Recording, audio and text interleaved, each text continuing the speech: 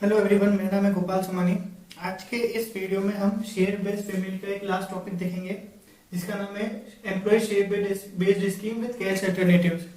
इसके पहले मैं 4-5 वीडियो डाल चुका हूँ शेयर बेस्ड पेमेंट के, जिसमें मैंने basic concept, accounting procedure, graded wasting, change in fair value और SAR स्टॉक एप्रिसिएशन राइट, ये सब मैंने डिस्कस किया है। आज ये लास्ट टॉपिक हम डिस्कस करेंगे। इसका नाम है employ share based scheme with cash alternatives. Okay, तो यहाँ क्या है, देखो जनरली जो भी एसओप होता है उसमें क्या होता है, एम्प्लॉय को ऑप्शन दिया जाता है कि वो इक्विटी शेयर एक सर्टेन वैल्यू पे परचेज कर सकता है। ठीक है, तो उसमें वो या तो एक्सरसाइज करे या नहीं करे, तो या तो वो शेयर खरीदेगा या नहीं खरीदेगा, सिर्फ उसमें यही ऑप्शन होता है।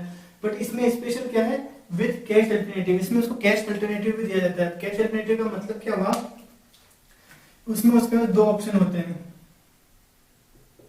कि या तो वो इक्विटी शेयर खरीदे, इक्विटी शेयर एक्सरसाइज कर ले, या वो कैश ले ले।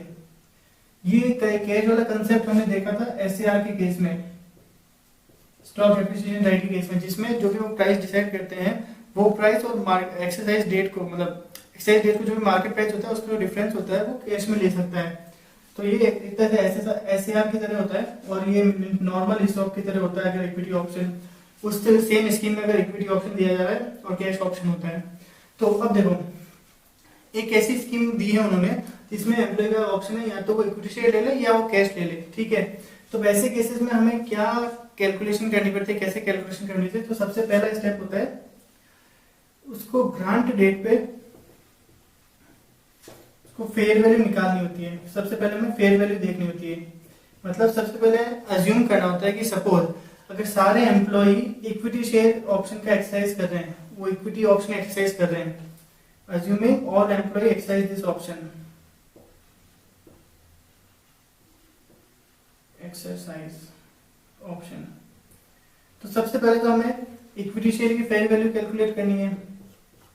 इक्विटी शेयर इस ऑप्शन से क्या फेयर वैल्यू होगी अगर सारे एम्प्लॉय यही ऑप्शन एक्सरसाइज करते हैं। तो फिर हमें इसकी भी कैलकुलेशन करनी होती है। तो ये total fair value, okay, total fair value of equity option, और हमें कैलकुलेट करनी होती है total fair value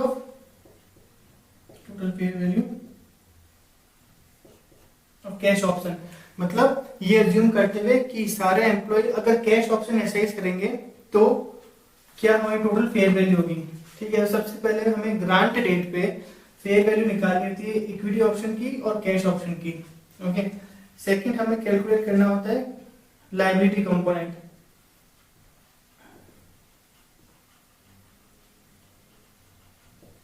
liability component क्या होता है, ये जो हमने टोटल फेयर वैल्यू कैलकुलेट की कैश ऑप्शन से, ये हमारा होता है लायबिलिटी कंपोनेंट।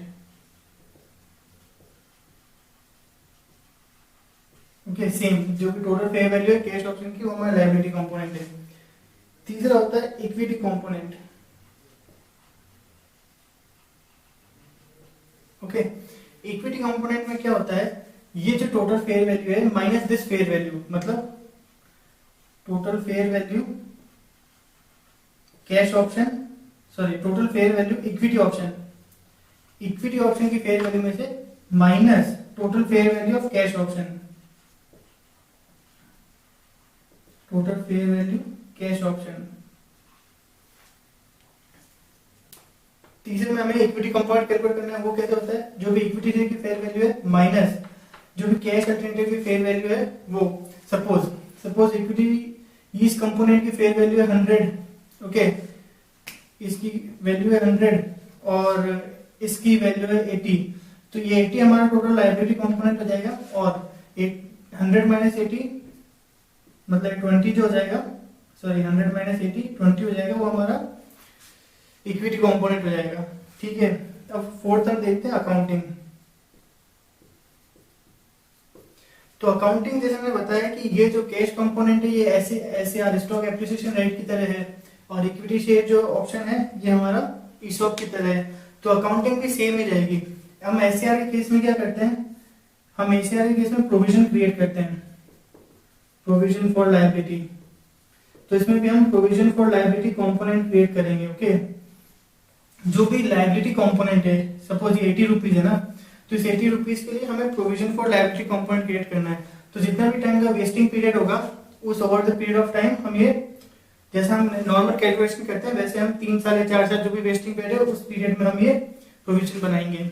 और जो इक्विटी कंपोनेंट है इसके लिए हम क्या करते हैं, स्टॉक के केस में हम स्टॉक ऑप्शन आउटस्टैंडिंग अकाउंट बनाते हैं। तो सेम वेस्टिंग पे over the period of vesting period है उस पीरियड में हम ये स्टॉक ऑप्शन आउटस्टैंडिंग अकाउंट बनाएंगे। ओके ओके, ये लास्ट में हम देखते हैं जब वो एक्सरसाइज कर लेते हैं।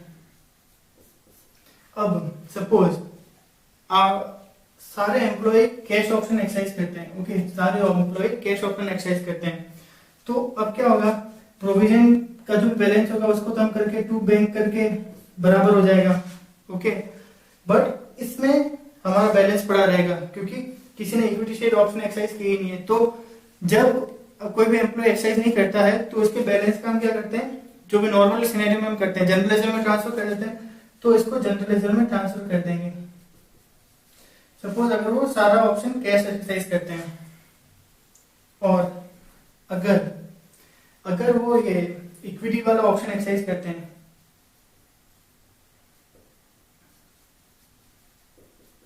तो स्टॉक ऑप्शन आउटस्टैंडिंग की जो भी नॉर्मल एंट्रीज होती है वो होगी। और उस टाइम उस केस में हमारा प्रोविजन फॉर लायबिलिटी अकाउंट जो होगा उसमें क्या होगा, वो उसका बैलेंस पड़ा रहेगा। तो उसका बैलेंस हम स्टॉक ऑप्शन आउटस्टैंडिंग में ट्रांसफर कर देंगे। Transfer to stock option outstanding. तो एक बार मैं वापस आपको बताया जाऊं। सबसे पहले देखो, ग्रांट डेट पे फेयर वैल्यू इक्विटी कंपोनेंट की कितनी है, ये एज्यूम करते हैं कि सारे एम्प्लॉय इक्विटी ऑप्शन एक्सरसाइज करेंगे। वैसे ही अज्यूम करो कि सारे एम्प्लॉय कैश ऑप्शन एक्सरसाइज करेंगे तो टोटल उसकी फेयर वैल्यू क्या है। ठीक है, सेकंड में हमें लायबिलिटी कंपोनेंट, तो जो भी कैश वैल्यू है कैश ऑप्शन की फेयर वैल्यू टोटल वो हमारा लायबिलिटी कंपोनेंट हो गई। इक्विटी कंपोनेंट, इक्विटी की फेयर वैल्यू माइनस कैश की फेयर वैल्यू, वो जो भी एक्सेस है वो हमारा लायबिलिटी इक्विटी कंपोनेंट हो जाएगा। फिर अकाउंटिंग सेम वैसी ही रहती है। इक्विटी केस में जो भी इक्विटी का पार्ट है उसके लिए हम स्टॉक ऑप्शन आउटस्टैंडिंग क्रिएट करते हैं और इसके लिए हम provision for liability component create करते हैं जो नॉर्मल होता है वैसे। और अगर एम्प्लॉय ज्यादा कैश एक्सरसाइज करते हैं तो उस केस में इसका जो बैलेंस होगा स्टॉक ऑप्शन आउटस्टैंडिंग का वो हम जनरल लेजर में ट्रांसफर कर देंगे जैसे हम नॉर्मली करते हैं और इसको हम टू बैंक करके पे कर देंगे। और एक्सरसाइज इक्विटी, अगर वो इक्विटी ऑप्शन एक्सरसाइज करते हैं तो इस केस में हमारा इसका बैलेंस बचा हुआ रहेगा तो वो हम ट्रांसफर कर देंगे स्टॉक ऑप्शन आउटस्टैंडिंग में और इधर जो नॉर्मल एंट्री होती है वो वैसी ही होगी। तो ये है एक बार बेसिक इसका अकाउंटिंग कंसेप्ट। अब हम देखेंगे, ये मैंने यहाँ क्वेश्चन लिखा है, अब इन क्वेश्चन को सॉल्व करते हैं। अब हम एक बार क्वेश्चन पढ़ते हैं। ग्रांट डेट है 1 अप्रैल 2013, वेस्टिंग पीरियड है 3 साल। ऑप्शन, एक ऑप्शन है, दो ऑप्शन में दे रखे हैं कि claim the difference between exercise price 150, मतलब हमें एक्सरसाइज प्राइस दे रखा है 150 एंड मार्केट प्राइस ऑफ दो share in respect of 10,000 share, मतलब 10,000 शेयर पे मार्केट प्राइस और एक्सरसाइज प्राइस का डिफरेंस। मार्केट प्राइस तो यहाँ नहीं है, अभी हमें एक्सरसाइज प्राइस दे रखी है 150। तो मार्केट प्राइस और 150 जो एक्सरसाइज प्राइस है उसका डिफरेंस वो कैश में क्लेम कर सकते हैं 10,000 शेयर के लिए। या सेकंड ऑप्शन में subscribe 12,000 share at the rate 150 exercise price पे 12,000 शेयर वो एक्सरसाइज कर सकते हैं, बट उसमें रेस्ट्रिक्शन क्या है कि वो लॉक इन पीरियड होगा 5 साल का। ठीक है, on 1 April 2013 fair value option without restriction on transfer. अच्छा, 1 अप्रैल 2013 को जो फेयर वैल्यू थी option without restriction on transfer, तो इस वाले केस में तो रेस्ट्रिक्शन ऑन ट्रांसफर है, तो विदाउट रेस्ट्रिक्शन ऑन ट्रांसफर मतलब ये वाला ऑप्शन, उसके लिए फेयर वैल्यू हमारे 30, इसकी फेयर वैल्यू है 30 और विद रेस्ट्रिक्शन की फेयर वैल्यू हमारे पास 27। ओके, और fair value without considering the transfer restriction, तो अगेन यहाँ जो हमें डिफरेंट रेट की फेयर वैल्यू दे रखी है 13, 14, 14, 15, 15, 16, मतलब कैश अल्टरनेटिव की हमारी दे रखी है fair value without considering the transfer restriction. तो हमें देखना है अगर एम्प्लॉय कैश ऑप्शन एक्सरसाइज करता है और अगर एम्प्लॉय शेयर ऑप्शन एक्सरसाइज करता है। तो सबसे पहले हमारा क्या था, हमें देखना है ग्रांट डेट पे हमारी फेयर वैल्यू कितनी है। सपोज अगर सारे एम्प्लॉय ऑप्शन एक्सरसाइज करते हैं तो यहाँ हमारे पास एम्प्लॉय वगैरह की कुछ इन्फॉर्मेशन नहीं है, डायरेक्ट दे रखा है कि कितने शेयर उन्हें इश्यू कर रहे हैं। तो अब हम देखते हैं इक्विटी ऑप्शन में और कैश ऑप्शन में। तो कैश ऑप्शन पहला वाला है 10,000 शेयर, 10,000 शेयर उसको दे रहे हैं। ठीक है, 10,000 शेयर और फेयर वैल्यू कितनी है विदाउट रेस्ट्रिक्शन ऑन ट्रांसफर, मतलब कैश ऑप्शन में फेयर वैल्यू 30, ओके। और विद रेस्ट्रिक्शन मतलब इक्विटी केस में 27 है, ओके। और इक्विटी शेयर में हमारे शेयर कितने हैं 12,000। तो अब इसके हमारे टोटल वैल्यू कितनी हुई, इसकी टोटल वैल्यू कितनी हुई, इसकी हुई 3 लाख और इसकी कितनी हुई, ओके 3,24,000, ठीक है। तो अब हमें देखना हमारा लायबिलिटी कंपोनेंट कितना है। लायबिलिटी कंपोनेंट जो भी कैश होता है वो हमारा लायबिलिटी कंपोनेंट होता है, मतलब इसके लिए हमें प्रोविजन बनाना है 3 लाख। और हमारा इक्विटी कंपोनेंट कितना है, तो इक्विटी की total fair value minus cash की टोटल फेयर वैल्यू, मतलब 3,24,000 माइनस 3 लाख, तो 24,000 का हमारा ये हो गया हमारा इक्विटी कंपोनेंट, ओके। तो इक्विटी कंपोनेंट के लिए हमारे पास वेस्टिंग पीरियड 3 साल दे रखा है, तो इसका over the period of 3 years हमें स्टॉक ऑप्शन आउटस्टैंडिंग में ट्रांसफर करना है, स्टॉक ऑप्शन आउटस्टैंडिंग। और कैश कंपोनेंट जो भी है उसके लिए हमें क्या बनाना है, प्रोविजन बनाना है, ठीक है। इसके लिए हम प्रोविजन बनाएंगे, इसके लिए हम स्टॉक ऑप्शन आउटस्टैंडिंग। तो यहाँ तो हमें ये 24,000 इसको लेके ही चलना है, और 24,000 डिवाइड बाई 3, 8,000 का हर साल हमें एम्प्लॉय कंपनसेशन अकाउंट डेबिट करके टू स्टॉक ऑप्शन आउटस्टैंडिंग करके इसे तीनों साल ट्रांसफर करना है। अब ये जो कैश कंपोनेंट है जैसा हम नॉर्मल करते हैं स्टॉक एप्रिसिएशन राइट के केस में, यहाँ हमें वैल्यू दे रखी है कैश ऑप्शन की हर साल के एंड में, तो उस अकॉर्डिंग हमें प्रोविजन बनाना होता है और रिवाइज करना होता है, ओके। तो अब हम अकाउंट देखते हैं।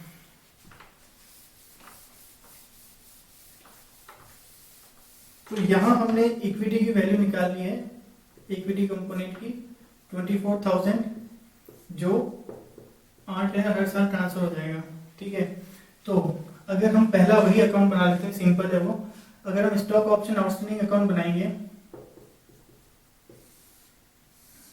ओके, तो यहां पे हम डालेंगे बाय एम्प्लॉय कंपनसेशन 8,000, ये हमारा पहले साल होता है 13-14, टू बैलेंस सीडी 8,000 पहले साल, ये हुआ 2015 सॉरी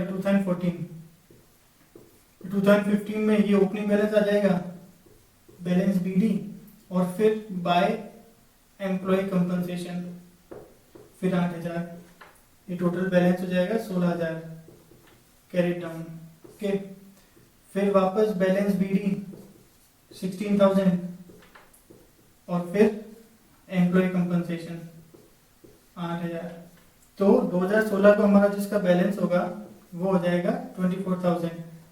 ये तो हमारा स्टॉक ऑप्शन आउटस्टैंडिंग का जो हमने स्टार्टिंग में जो वैल्यू आइडेंटिफाई करती है उसको वेस्टिंग पीरियड के अकॉर्डिंग हमने डिवाइड कर दिया, क्योंकि उसके अलग से हमें कोई फेयर वैल्यू नहीं दे रखी है। यहाँ हमें कैश की वैल्यू दे रखी है, ठीक है।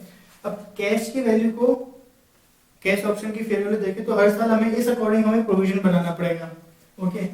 तो अब 2013-14 के एंड में क्या होगा, यहाँ हमें फेयर वैल्यू दे रखी है 31.50। तो कैश ऑप्शन में हमारे पास शेयर कितने हैं 10,000, ओके, और फेयर वैल्यू है 31.50, तो ये कितना हुआ 31500, 3,15,000, ओके। 3,15,000 डिवाइड बाई 3 मतलब कितना हुआ 1,05,000 हमें, ये हमें फर्स्ट ईयर में ट्रांसफर करना है 2014 में, ठीक है, 1,05,000। सेकेंड ईयर 2015 10,000 का हमारा ऑप्शन है, ऑप्शन की फेयर वैल्यू 32.70, ये कितना हुआ 327,000 डिवाइड बाई 3 मल्टीप्लाई बाई 2, ये हुआ हमारा 2,18,000। अब 2,18,000 में से 1,05,000 तो हम पहले ट्रांसफर कर चुके हैं, तो कितना हुआ 1,13,000, ये हमें सेकंड साल मतलब 2015 में ट्रांसफर करना है। फिर 2016 कितना है 10,000 multiply by 34, 3,40,000 divide by 3 multiply by 3 बसी 3,40,000 और हम पहले कितना ट्रांसफर कर चुके हैं 2,18,000। तो ये कितना हुआ 22,000 1,22,000 1,22,000। तो अब जब हम प्रोविजन बनाएंगे जब हम प्रोविजन बनाएंगे तो वो भी सेम तरीके से, मतलब उसमें कुछ नया नहीं है। बाय एम्प्लॉय कंपनसेशन पहले साल 1,05,000, फिर टू बैलेंस बीडी, फिर ये बैलेंस जो है नेक्स्ट ईयर आ जाएगा, सॉरी ये टू कैरी डाउन, ये ब्रॉट डाउन। फिर बाय एम्प्लॉय कंपनसेशन तो ये 2014 2015 ये कितना हुआ 1,13,000। तो कुल मिला के मतलब ऐसे करके हमारे पास 2016 के एंड में जो बैलेंस कैरी डाउन होगा वो होगा 3,40,000। ओके, अब अगर वो, तो ये मैं कैलकुलेशन यहाँ से हटा देता हूँ। तो अब हम देखते हैं अगर वो कैश ऑप्शन एक्सरसाइज करते हैं, तो कैश ऑप्शन एक्सरसाइज करेंगे तो ये जो प्रोविजन में नेक्स्ट ईयर में जो बैलेंस बीडी आएगा 3,40,000 बैलेंस ब्रॉट डाउन, ये पूरा का पूरा हम टू बैंक कर देंगे। ठीक है, 3,40,000 मतलब यहाँ में मार्केट प्राइस नहीं दे रखी है, तो हम यही मान रहे हैं कि पूरा का पूरा पेमेंट करना है। यही डिफरेंस है मार्केट प्राइस का। अगर मार्केट प्राइस दे रखी होती तो जैसे हमने स्टॉक ऑप्शन के केस में देखा है उस तरह से हम कैलकुलेशन करेंगे। ठीक है, मतलब जो भी एडिशनल होगा, अगर मार्केट प्राइस इससे ज्यादा होती है तो जो भी एडिशनल होगा वो वापस हमें एम्प्लॉय कंपनसेशन में ट्रांसफर करना पड़ेगा। ठीक है, तो यहाँ में मार्केट प्राइस कुछ इन्फॉर्मेशन नहीं दे रखी, तो पूरा का पूरा जो भी है वो हम मान रहे हैं, वही हम पेमेंट कर रहे हैं। तो यहाँ पे हमने टू बैंक में ट्रांसफर कर दिया। ठीक है, अब उन्होंने सारा कैश एक्सरसाइज किया है तो ठीक है, इसका सेटलमेंट हो गया। बट अब स्टॉक ऑप्शन में तो बैलेंस बचा है 24,000 का। इसका क्या करेंगे, अब चूंकि हम कैश ऑप्शन एक्सरसाइज कर रहे हैं तो स्टॉक ऑप्शन अकाउंट में जो भी बैलेंस है उसे हम कहाँ ट्रांसफर करेंगे, जनरल रिजर्व में। तो ये बैलेंस पीडी आ रहा होगा इधर 24,000, इसे हम ट्रांसफर कर देंगे टू जनरल रिजर्व 24,000, और ये हमारा अकाउंट क्लोज, और ये हम बैंक में ट्रांसफर करके क्लोज। ठीक है, अब अगर वो इक्विटी ऑप्शन एक्सरसाइज करते हैं तो इक्विटी ऑप्शन में सबसे पहले हमें प्रोविजन का जो भी बैलेंस है, तो ये तो हो गया हमारा कैश का। ठीक है, अब इक्विटी के केस में क्या होगा, ये जो बैलेंस होता है ये इस शेयर ऑप्शन आउटस्टैंडिंग में चला जाएगा। स्टॉक ऑप्शन आउटस्टैंडिंग जो भी बैलेंस है प्रोविजन का, वो इक्विटी के केस में अगर इक्विटी ऑप्शन एक्सरसाइज कर रहे हैं तो सारा सारा ट्रांसफर हो जाएगा इक्विटी ऑप्शन आउटस्टैंडिंग में। तो उस केस में यहाँ क्या होगा, चलो मैं इसी में मॉडिफाई करके बता देता हूँ। तो यहाँ पे ये आ जाएगा बाय प्रोविजन। ठीक है, प्रोविजन कितना आ जाएगा 3,40,000। ठीक है, और उसके बाद जो भी हम इश्यू कर रहे हैं तो to share capital, to securities premium, उस हिसाब से एंट्री हो जाएगी। तो सब नॉर्मल प्रोसीजर वैसा ही है जैसा हमने पहले देखा है। तो पहले तो आपको इसकी कैलकुलेशन समझनी है कैसे करना है, तो इक्विटी कंपोनेंट कैसे कैलकुलेट करना है, लायबिलिटी कंपोनेंट कैसे कैलकुलेट करना है वो। उसके बाद अकाउंटिंग सेम वैसी है, एंड में आके अगर वो प्रोपोर्शनेट एक्सरसाइज करते हैं तो उस हिसाब से आपको कैलकुलेशन करनी है। यहाँ हमने देखा कि सारे लोग कैश एक्सरसाइज कर रहे हैं, सारे लोग इक्विटी एक्सरसाइज कर रहे हैं। तो अगर सारे लोग कैश एक्सरसाइज कर रहे हैं तो इधर से हम टू पेइंग कर देंगे और इक्विटी स्टॉक ऑप्शन आउटस्टैंडिंग में जो भी है उसको जनरल रिजर्व में ट्रांसफर कर देंगे। अगर सारे इक्विटी कर रहे हैं तो प्रोविजन का जो बैलेंस है वो स्टॉक ऑप्शन आउटस्टैंडिंग में ट्रांसफर कर देंगे, और फिर उधर से जो नॉर्मल हम कैश रिसीव करने की एंट्री और शेयर प्रीमियम, मतलब बाय बैंक अगर वो कैश रिसीव कर रहे हैं एक्साइज प्राइस पे तो उसकी एंट्री हो जाएगी, और शेयर कैपिटल में ट्रांसफर सिक्योरिटी प्रीमियम में, और अगर कोई एक्साइज नहीं करता है तो उसको जनरल रिजर्व में ट्रांसफर। तो ये तो नॉर्मल है सब, जैसा मैंने पहले आपको वीडियो में बताया। स्पेशल बात क्या है कि कैलकुलेशन कैसे होती है। तो ये क्वेश्चन मैंने मॉड्यूल से लिया है, तो यहाँ भले मैंने इसको पूरा नहीं किया है, तो आप एक बार खुद मॉड्यूल में जो भी क्वेश्चन है वो आप एक बार ट्राई कर सकते हो तो करने का। सिंपल क्वेश्चन है, इसमें कुछ इतना टिपिकल ऐसा कुछ है नहीं। तो यहाँ हमारा ये शेयर बेस्ड पेमेंट कंप्लीट होता है। मेरे पास काफ़ी स्टूडेंट्स की रिक्वेस्ट आई रखी है डीमर्जर के लिए, लिक्विडेशन के लिए, इसके अलावा कुछ अकाउंटिंग स्टैंडर्ड्स की भी है, इसके अलावा इंडियन अकाउंटिंग स्टैंडर्ड से डिफरेंस वगैरह के लिए भी है। तो मैं इन सब पे धीरे धीरे काम कर रहा हूँ। मैं जैसे ही मेरा तैयार हो जाता है फिर मैं वीडियोस की अपलोड करता हूँ। ओके, अगर आप लोगों को ऐसा इंपॉर्टेंट टॉपिक लगता है जो एग्जाम के लिए एक इम्पॉर्टेंट है और आप चाहते हो कि मैं एक्सप्लेन करूं, तो प्लीज़ आप कमेंट्स में मुझे बताएं और मैं उसको इजी ढंग से और कंसेप्चुअली अच्छे से आपको समझाने की कोशिश करूंगा, जिससे आपका एक बार कंसेप्ट क्लियर हो जाए ताकि एग्जाम के लिए वो आपके लिए अच्छे से तैयार हो जाए। ओके, और अगर आप लोगों को मेरे वीडियो पसंद आ रहे हैं तो प्लीज़ लाइक एंड सब्सक्राइब करें। Thank you.